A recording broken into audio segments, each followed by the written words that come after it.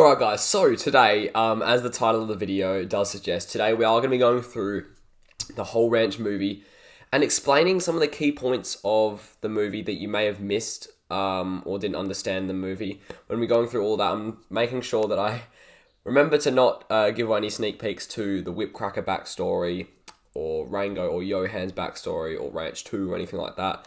Maybe I will sneak peek a few things, but you'll have to be on your toes for that. Alright, so obviously the movie starts with a bar scene, kind of introducing Rango, as you can see on kind of the center of the screen, kind of the center of attention really, and you can see the main character here, Astro Cat's character being Johan Fredders. This is before he gets signed to the Scarf Clan. We need to talk business. As they say, they need to talk business. Shoots up the bar. 50 quid. 50 quid he's asking to get paid for the scarf. Now, the character that I'm playing here, Buke, basically he's Buck's brother, Buck Wild, so Buke Wild basically. He owns this bar. Basically he'll be explained a lot in the backstory, well he'll be explained in Buck's backstory basically. Because as you can see, you only see him for like, 15 seconds or something like that. So he'll be explaining the Buck backstory a lot more. This little quote here refers to who caused a ruckus in my bank, which Buck does. And there we go, the start of the ranch. Not very nice. So I'm not too sure what this character is meant to be here for. Adamant Dusk's character, I am not totally sure what his character is meant to be here. It's just, I don't even know, it's just a random character we thought of. This is before we thought of the Ming Dynasty, the Scarf Clan, anything like that. This was when we were kind of joking around with the ranch and kind of just, I guess, experimenting a little bit and just creating something and then seeing what we can do with it. And then obviously now we're more serious about it.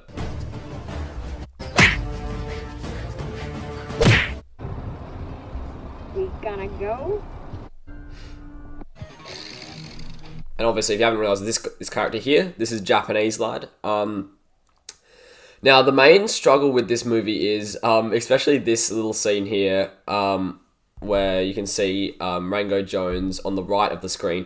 He's wearing a different jacket. Now, this was a bit of an issue because we couldn't find the jacket that day. Well, the shirt that day that Rango is technically wearing. We're probably going to change that up for Ranch 2 though, because it is quite small. But yeah, so we had to just make a makeshift one, and the hat kind of makes him still look like Rango. And that's Japanese lad. His costume does change a little bit, so I'll tell you guys when costumes do change a little bit in the movie, because it's pretty important that you know that. Long time no see, pal. That'll be explained in Ranch 2, I think, or well, in any of the next like ranch related movies, this will be related to.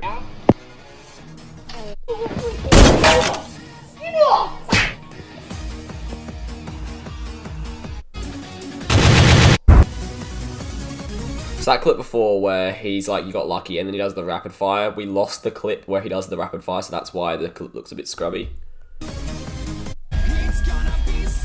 I can't explain why they throw their hats on the ground and then chase after Rango's. I don't know what necessarily that's meant to be for. I guess it's just the more powerful hat, but I don't know why he threw on the ground in the first place. That was just a random thing we added, I'm not sure.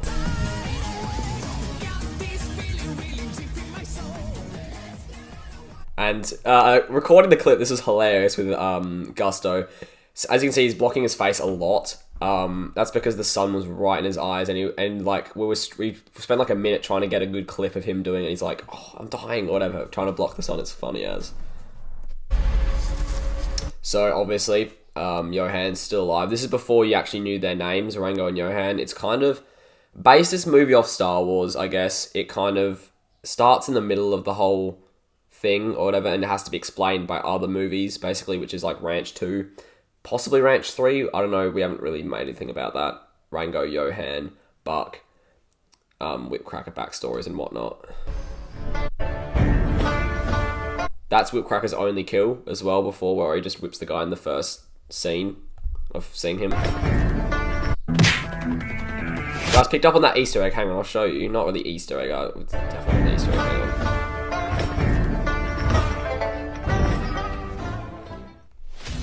You can see in the background we do have Adamant Dusk. I don't know why. I think we were meant to record another clip, but we didn't end up doing that.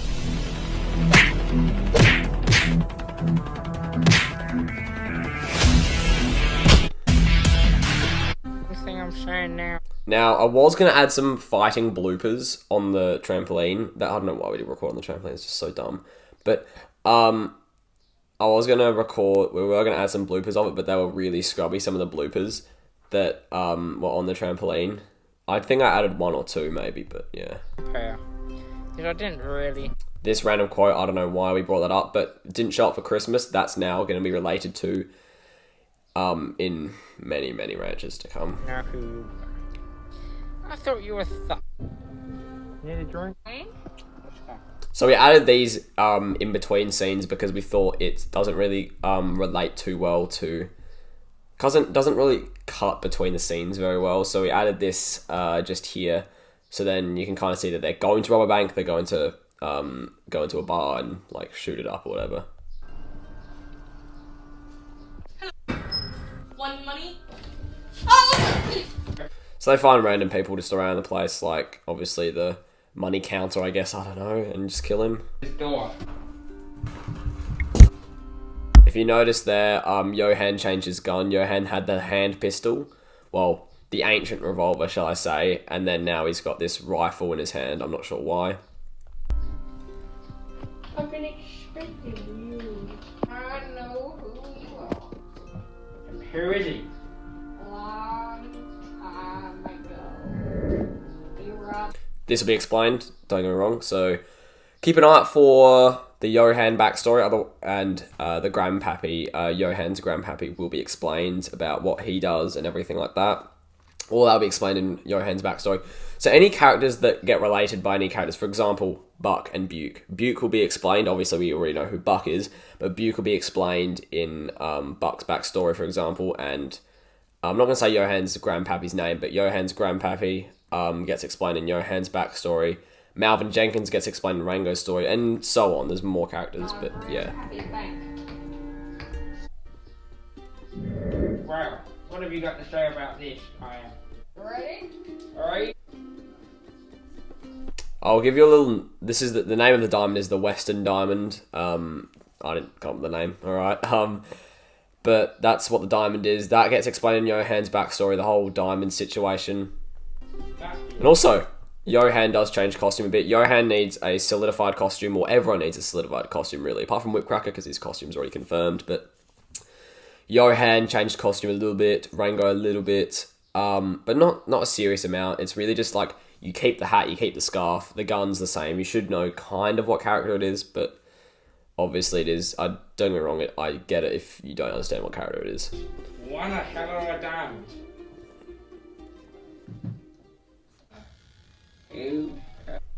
Buck getting introduced. They don't know his name yet.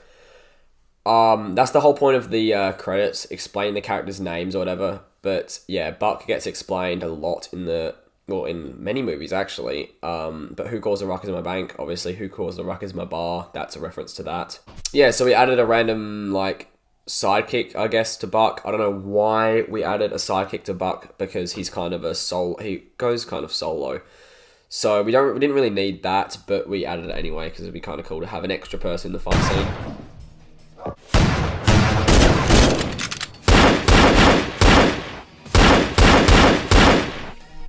We have all this kind of stuff where there's the shooting stuff. That was a bit annoying to edit, but that's fine.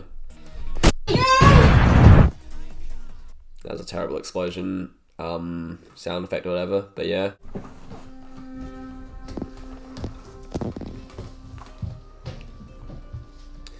Let's check this place.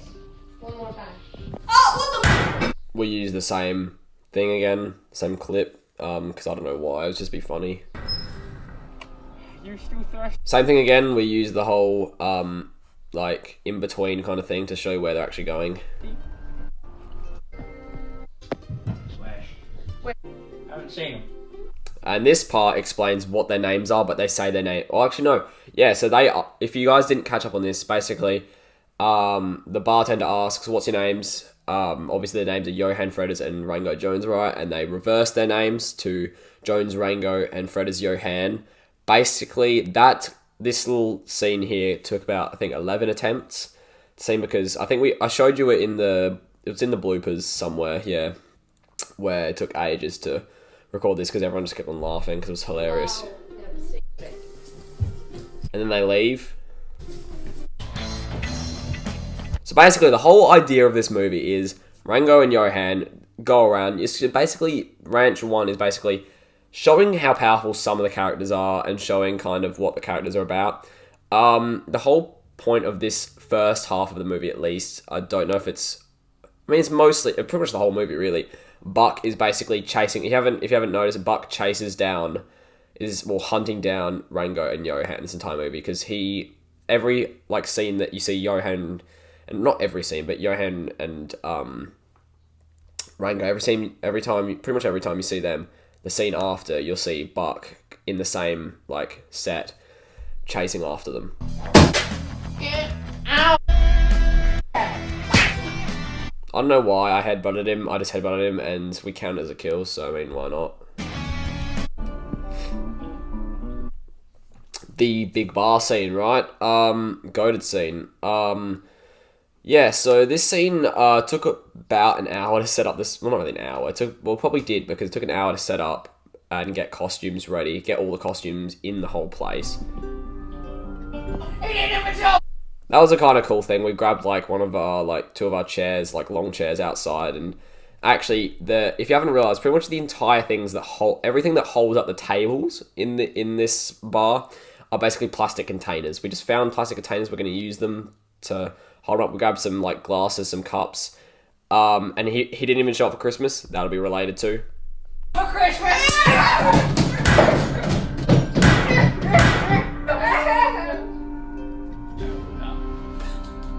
Yeah, you could just see it there. You could see the plastic containers right there. This scene's good because it incorporates like a lot of characters into one scene, where obviously there's 4 people that play those characters, right? But we have 1, 2, 3, 5, 6, 7, 8. We have like 10 roughly characters in the bar, and it's quite cool how we just have that many characters in the bar that I guess are played.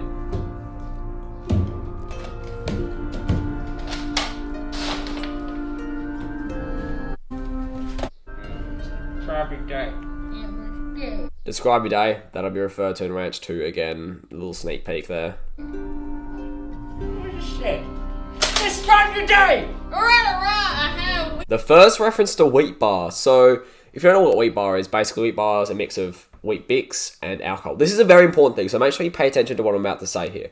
Wheat Bar basically is a form of Wheat Bix, but Wheat Bar is with alcohol. So basically, Wheat Bar gives you in ultra power for one day, right? 24 hours. So it gives you ultra power for one day. So basically, if he ate that Wheat Bar, he would have a good shot at killing Rango, but I don't think he would, even though Rango doesn't really have as much Wheat Bar. But evidently, that's why Buck died. He had an overload on Wheat Bar, so he was a bit less powerful, or the Wheat Bar was on the kind of back end of its power, kind of on the 23-hour mark, where it's kind of at the end of its power. But this gets related to in many, many, many stories. But basically, the story on Wheat Bar is, I came up with it kind of a little bit, at the start of Ranch, I was like, what can we have as like a weird kind of food, I guess, like Wheat Bix, Wheat Bar. So basically, the letter X wasn't invented in the times of the Southwest, of this, like, the time that this movie was created, and all the movies were created. So the letter X was never invented yet, so that's why it was Wheat Bar. Wheat bar. You have a wheat bar? I'll give you a 1 bar.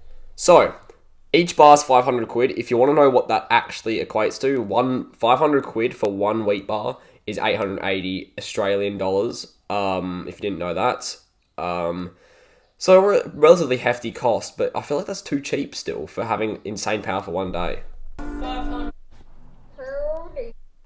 Oh, and this is the introduction to Buck's name as well. You think you are. This is mine. It's not really his bar. He kind of owns like the whole Southwest and kind of just makes sure all the bars are intact, really. Since we are just... Changes time don't ask me. It got too dark, so it's like, oh, it'd be tough to film a fight scene in here, so we kind of skipped to a day and it didn't work.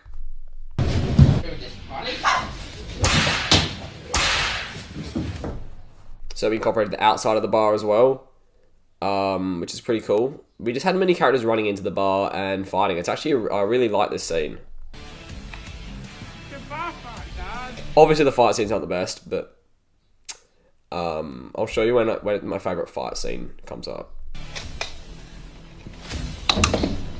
Why I smack the gun on the, like, wood? I don't know. Oh yeah!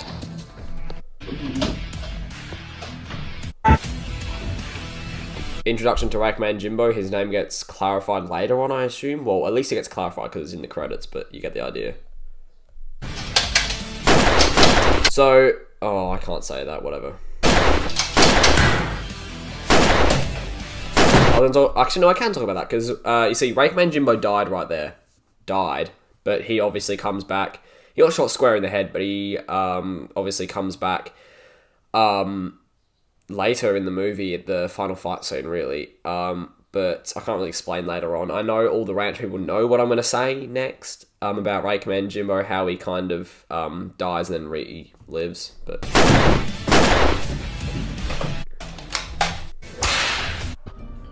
He's dead.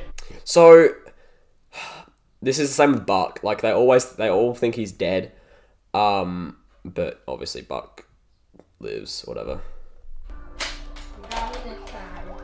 That police siren is unintended. I don't know why. That's kind of cool how that's in the scene, I guess. I don't know.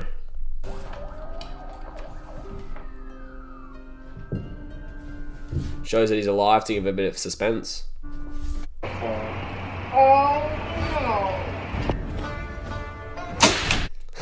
He's back. My God. You better have great. Oh, and his name gets clarified as well. Whipcracker. Oh, damn. And a little reference, if you heard that, he said you better have had wheat bar then, and I wouldn't say blocking a shot clarifies wheat bar yeah, they've had wheat bar, but I don't know. So Whipcracker does have wheat bar if you guys need that to be confirmed, obviously. Let me introduce you to my brother. You know me, I'm the Whip Cracker. This is the Staff Cracker. Introduce his brother, the Staff Cracker. Maybe that was about 5 minutes of actual... 5 minutes, probably like 15-20 minutes of actually discussing our separate fight scenes. Me versus Rango. Well, Whipcracker, which is me, versus Rango, and then Staff Cracker versus Johan. That little, like, double flick right there that you saw, that was unintended. That was never meant to be in it. I think Adam and Dusk literally just did that, and I just add the sound effects for them. Like, okay, cool. I assume that was intended, but apparently it wasn't.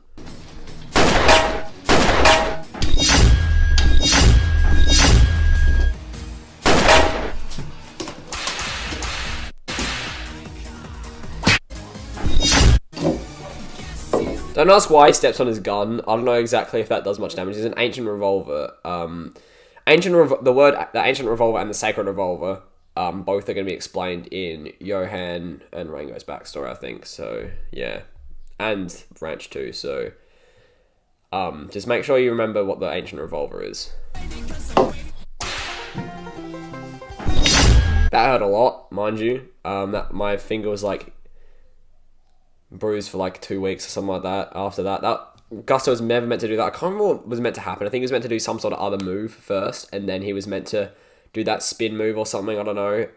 But he just did it quickly. And I didn't expect it, so obviously it hit my hand.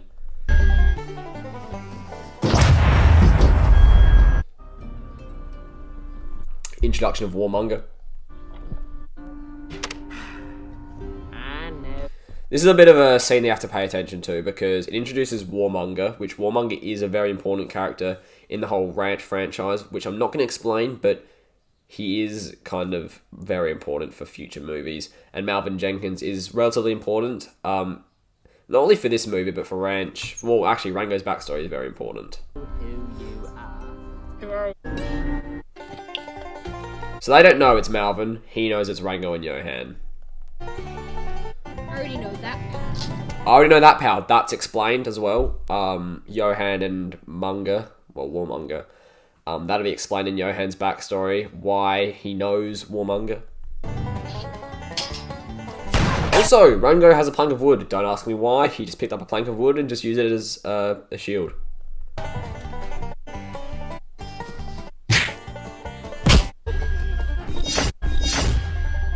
Alright. Distraction's gone. Go to the back.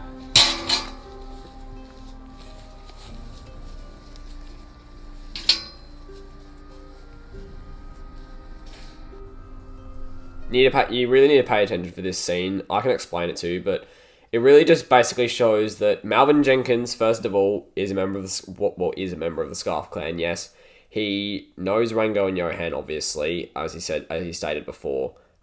He's an old friend of Rango's. I'll explain this. He taught Rango. So you know how Rango kind of brings Johan to the Scarf Clan? That's kind of what Malvin does to Rango, basically. So it's kind of just like a generation. So basically, Malvin is obviously older than Rango in this movie. Now, boys, the reason why I know you is this. What? Not much older, but a little bit older. McGuire! There's a nasty plague of bad. Thought you died a long time ago. Yeah, it's really good seeing you. That wheel, it didn't even kill me. The wheel that didn't even kill him, that is explained in Rango's backstory as well.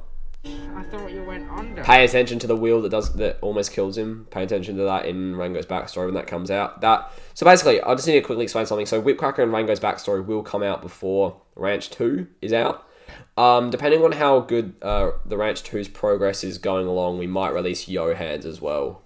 I need your help, boys. There's a nasty plague of bandits running around. But yeah, before Christmas, we will have Whipcracker's story up. So what, that's 23 days. 23 days to get that done. So like 3 weekends we have to do. Well, actually not necessarily, because it's almost his holidays, so I mean. Towns, country. We encountered him a moment. Explains that Whipcracker's part of the Ming Dynasty. That's pretty important as well. Kind of explains the Ming Dynasty, really, as they're the main threat of the Scarf Clan. Go. The wrong bush. We do. Explains that they need blueprints for a certain thing. That's explained in Ranch 2, and I believe it's Rango's backstory that it's explained, or Johan's. I think Rango or Johan's and Ranch 2. It explains what the blueprints are for. I can't explain it to you because it kind of gives away kind of the whole point of Ranch 2.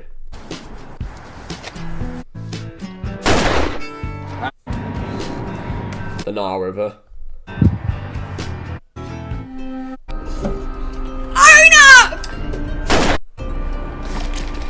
He rustles the leaves. They think there's someone nearby.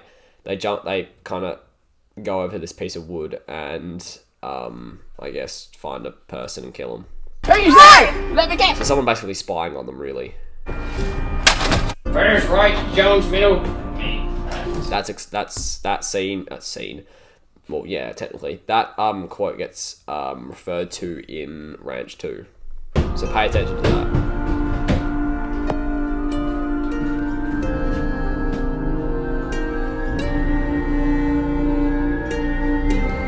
Very nice dynamic shots here.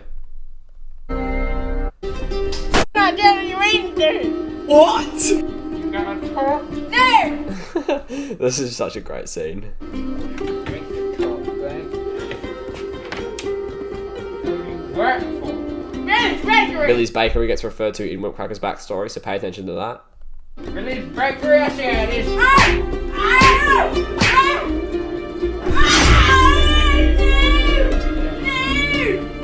You should have worked for Taco Bell. Maybe I do refer to Taco Bell as well, possibly. So basically, he works for the Ming Dynasty. It's too late. They've already gassed him and exploded the whole place. Well, exploding. It is what it is, man. Another day, another donut. May I explain that when I played Malvin Jenkins, this is an idea that kind of got, I guess, ditched. The idea was basically that in the Scarf Clan, basically there was one Scarf Clan person per country in the world, right? So there's like 160 countries in the world or something, so there's 160 Scarf Clan members, right? So we had to. So I was thinking maybe we do an accent for every person. Well, every country that there's a Scarf Clan. So basically, Malcolm Jenkins is meant to be from, well, England, really. So that's why I did kind of that accent, obviously. I kind of did 4 accents. I did the Western accent, kind of a different form of a Western accent, English and Australian, which is a bit interesting. But yeah, just thought I'd put that out there. That was an idea that got passed down that never went through with, that the Scarf Clan was meant to be one Scarf Clan member from every single country.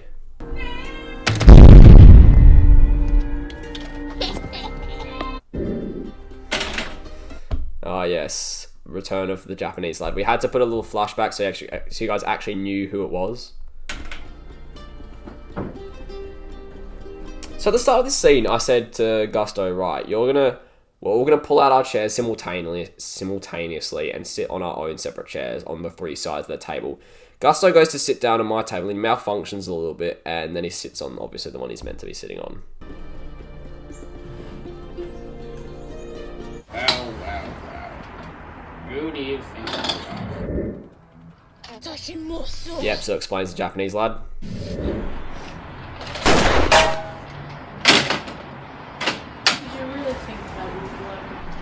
They don't know he speaks English. Speak English! What the hell? And did you not think that I brought back up this time? What the hell? Where'd he go? If you guys weren't paying attention, the what the hell, where'd he go? That explains the down around the back. So Johan basically says, oh, he's just around the back, and you can hear some gunshots, like the oh yeah and 3 gunshots or something like that.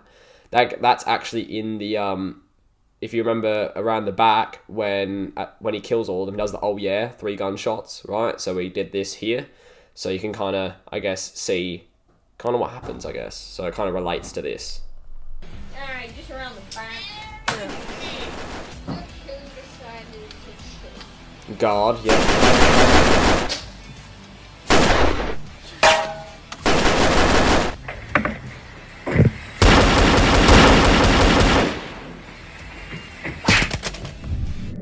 If you guys don't know what happened, he catches a bullet and just throws it at him and kills him. Now, it's come to a point where I say this is the best fight scene in the whole movie. He didn't even show up for Easter! He didn't show up for Easter. Obviously, he didn't even show up for Christmas. Now he doesn't show up for Easter. We're basically going through most of the events of the year, so I think next is Thanksgiving. But yeah, that quote's going to get referred to so many times in the Ranch movies. Hey, we're part of the Ming Dynasty. We're part of the Scarf Clan. Yeah, what the hell? We're right with you now. Shows that the Ming Dynasty and the Scarf Clan are rivals, which is good. You gonna shoot? Maybe. It'd be a pity if we're gonna die like this and starve. That's not what he was meant to say. So he says, it'd be a pity like this if we die and stuff. Wait, what does he say? Hang on, I need to do that again. You gonna shoot? Maybe. It'd be a pity if we're gonna die like this and starve. It's gonna be a pity like this if we die. It's gonna be a pity like this if we die in style. So basically, he's meant to say, it'd be a pity like this, let's die in style. Basically, so he's like, let's not have a gunfight, let's do a hat fight, because that has more style to it. Basically, that's kind of what he's trying to say there. Let's do it. I agree.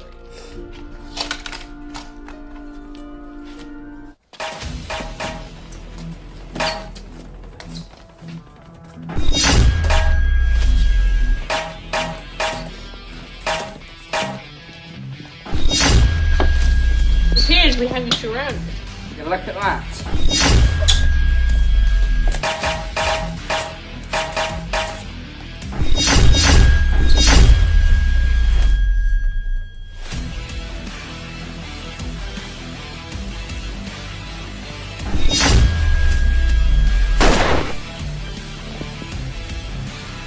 Stay out of it. This one's for you. Oh, thanks, pal.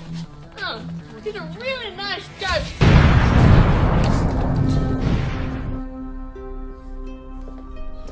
So here's the oh yeah 3 gunshots that I was talking about before, that was showed around the back. Well, actually, when they were fighting Japanese lad. Gotta get back to the boats. It's a very nice cut between the scenes, to be fair, from these two. Yeah, he died. At school, he got away. Japanese lad. I knew it. He's up to something. It's like we gotta find him. He died and he's still holding the gun. He died and he's still holding his gun, guys. What a legend. Oh! Ah! Never gonna give you up, Hang on, I Master. need to show you something real quick. Master, killed one of them. It's not good enough. Teach him. No! The most powerful thing in the whole movie. Teach him. Oh, that's great. Never gonna give you up, Master. Never gonna let you down. Never gonna run around and desert you. You guys probably know what those lines are from, what song those lines are from. Ah! I'll get him.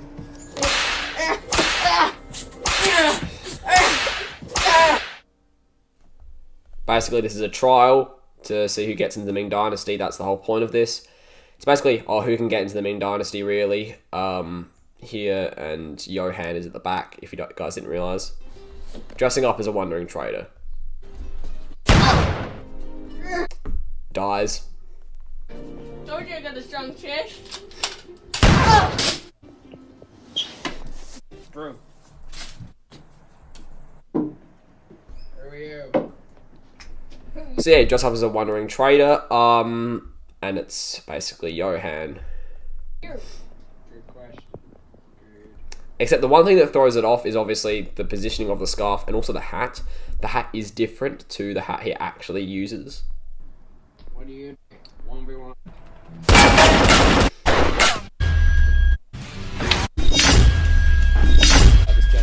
So he has words about this with the general, obviously, because he almost dies. He's disappointed in him. So yeah.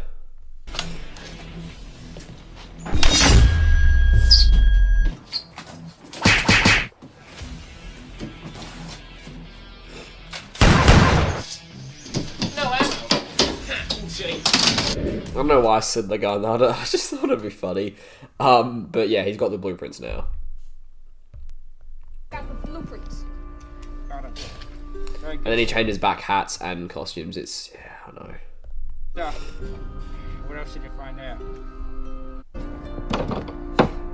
I just thought it'd be funny to serve them glasses of water in a weird way, so I did.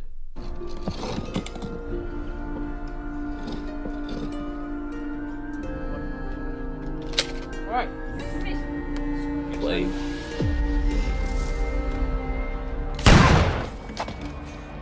Come on! Double tap. Make sure he confirms the kill, obviously. You hold it back. So we take this one to the bar. And obviously, if you didn't realise, that's Buck again. Buck has a pretty consistent costume. It requires a lot of stuff for it, so... yeah, I guess Buck's back. He's been following them the whole time. We'll probably explain that in Buck's backstory, to be fair. I like that. You're gonna need this reloaded. It's not your job. You can.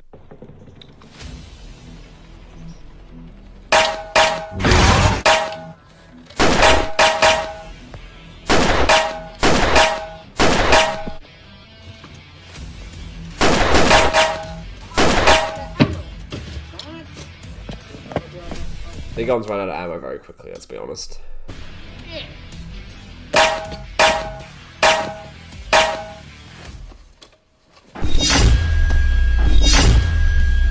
Clean stuff from Buck.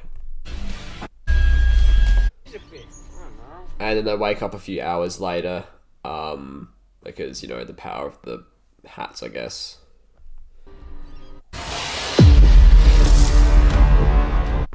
This is the part where people probably don't remember this character. They probably think he's a new character, but yes, this is Rakeman Jimbo, back at it again, ready to rack.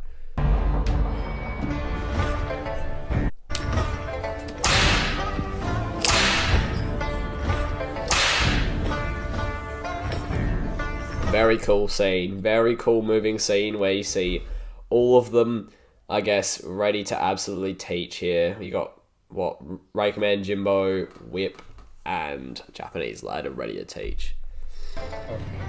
Should we show things one final time? That's Japanese lad, sorry guys. Staffcracker was the other one. So, who are you? I like my Jimbo. So what do you have against Yeah, Red so Scarf then? it confirms his name, Rakeman Jimbo. Nothing, I just came in for a bit of fun. So basically, it kind of doesn't. We don't really confirm the actual max power of Rakeman Jimbo. He just said he's coming there for fun. Obviously, it says he's the most drunk in the movie. He has so much wheat bar, so he's lucky he hasn't died from an overdose of it. To be fair. I came here to kill them. Alright, here we go.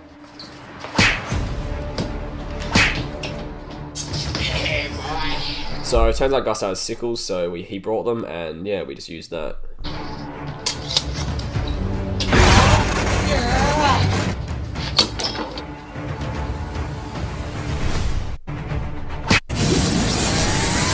It turns out Japanese lad has extraordinary power when he, I guess, well, extraordinary power when he's at max power, really. This is his max power, I guess, when he goes this true form kind of mode. Oh, what the hell? I'm gonna go And he's dead. deal with your Rango. So basically, his power only lasts for maybe a minute or something, that max power. So basically, he has to really time it well and make sure he teaches in that time. So basically, the reason why he died to Buck and Rango is because he lost all that power as he was approaching them, and yeah, he died. Will this be the final time we meet? Maybe. Things might have to be settled on this.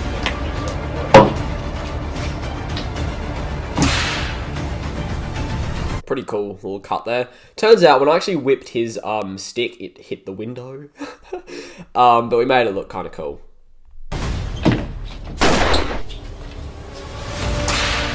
whole intention was I was going to hit him with the kick and then hit him again, but he moved out of the way too quickly.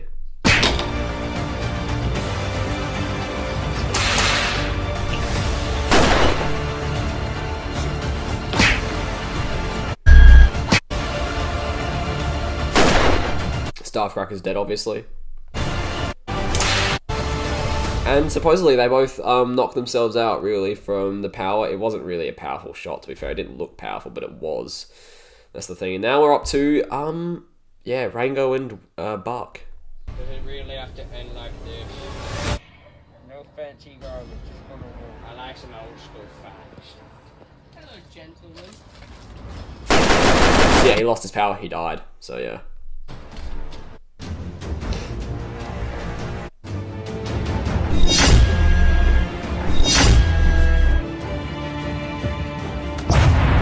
The sheer power of their scarves connecting to each other obviously caused a flash bomb kind of looking thing, so yeah. And somehow they're both that powerful that they can survive from that sheer amount of force. And Gusto, I never intended him to do this, but he stood up and put his hat on. That looked really cool. Probably could have zoomed in on it or something, or did some cool shot or something to make it look better, but we didn't. But it still looks cool.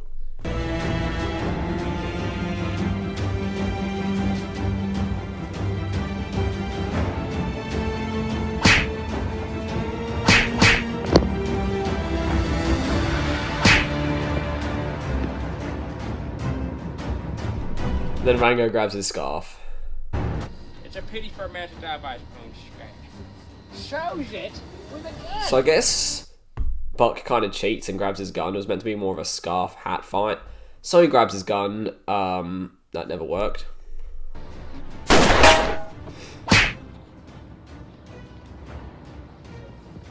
And then chokes him to death. We gotta end this once and for all. Probably the worst way he could finish him off, really. It wasn't really that powerful, but you get the idea. And yeah, it shows that Johan is still alive, obviously. The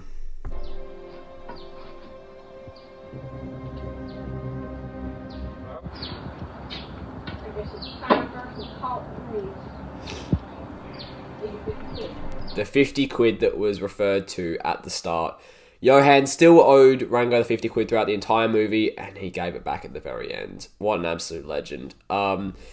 That's kind of the whole idea of that quote. So, mate, I hope you guys were paying attention and actually noticed that throughout the movie. We're supposed to doing business with you.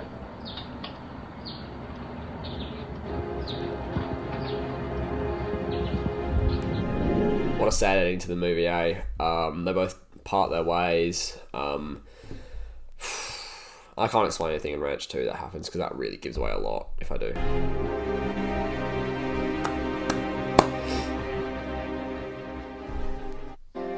And then yeah, you go through the credits and it shows you all the characters. I'll quickly go to one point though.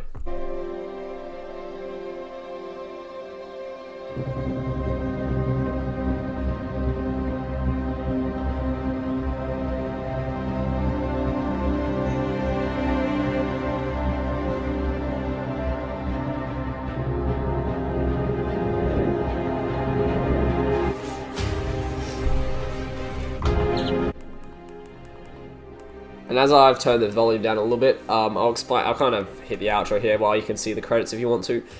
But yeah, what a movie, guys. Ranch 1, maybe there were quite a few imperfections that we could have added, maybe going to someone's place and maybe just like actually getting a good set for the scenes. Some of them did have a good set, but yeah. I hope you guys did enjoy the Ranch 1.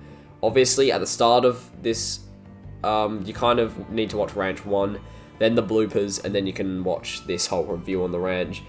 But yeah, guys, that'll be the video. I hope you guys enjoyed the whole detailed review on Ranch 1, kind of the stuff explaining. I don't need to do that for Whipcracker backstory or anything, because that explains a lot. Obviously, it won't make as much sense with Whipcracker's backstory, because it's the first backstory.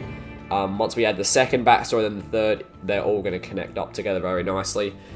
But in that case, subscribe to Gusto Algebra, subscribe to myself, we cover similar content. Maybe Gusto does a review on the ranch. But yeah, apart from that, guys, I hope you guys have a good rest of your day, and I will see you in another video very, very soon, guys.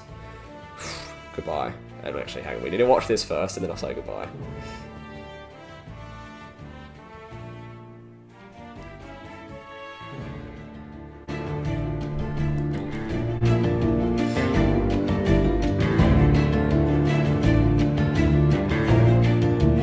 People that brought you Donkfire, Southwest Production, The Ranch. Alright guys, see ya.